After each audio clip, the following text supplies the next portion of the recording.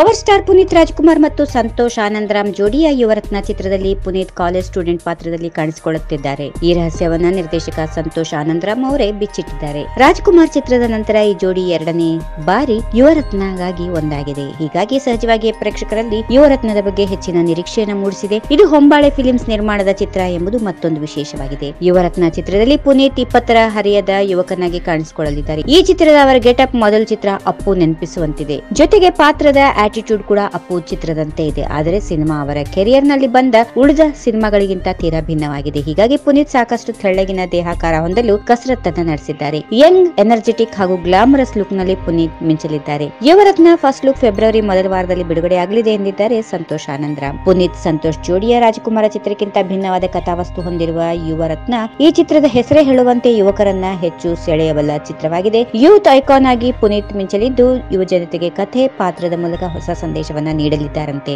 ಈ ಚಿತ್ರದ ಚಿತ್ರೀಕರಣ ಸಂಪೂರ್ಣವಾಗಿ ಕರ್ನಾಟಕದಲ್ಲಿ ನಡೆಯಲಿದೆ. ಹಾಡುಗಳ ಶೂಟಿಂಗ್ ಕೂಡ ಕರ್ನಾಟಕದಲ್ಲೇ ನಡೆಯಲಿದೆ. ಇನ್ನು ಫೆಬ್ರವರಿ 14ರ ಪ್ರೇಮಿಗಳ ದಿನದಂದು ಶೂಟಿಂಗ್ ನಡೆಸಲು ನಿರ್ಧರಿಸಲಾಗಿದೆ ಎಂದಿದೆ ಯುವರತ್ನ ಚಿತ್ರತಂಡ. ಒಟ್ನಲ್ಲಿ ರಾಜ್ಕುಮಾರ್ ಎಂಬ ಬ್ಲಾಕ್ ಬಾಸ್ಟರ್ ಚಿತ್ರವನ್ನ ಸ್ಯಾಂಡಲ್ವುಡ್ ಗೆ ನೀಡಿದ ಪುನೀತ್ ಹಾಗೂ ಸಂತೋಷ್ ಆನಂದರಾಮ್ ಜೋಡಿ ಯುವರತ್ನದ ಮೂಲಕ ಮತ್ತೊಮ್ಮೆ ಹೊಸ ಕಮಾಲನ್ನು ಮಾಡಲು ಹೊರಟಿದೆ. If you like this video ಬೇಗ ಲೈಕ್ ಮಾಡಿ, ಕಮೆಂಟ್ ಮಾಡಿ, ಶೇರ್ ಮಾಡಿ ಹಾಗೂ ಅಲೋ ಟಿವಿ ಕನ್ನಡವನ್ನ ಸಬ್ಸ್ಕ್ರೈಬ್ ಮಾಡಿ.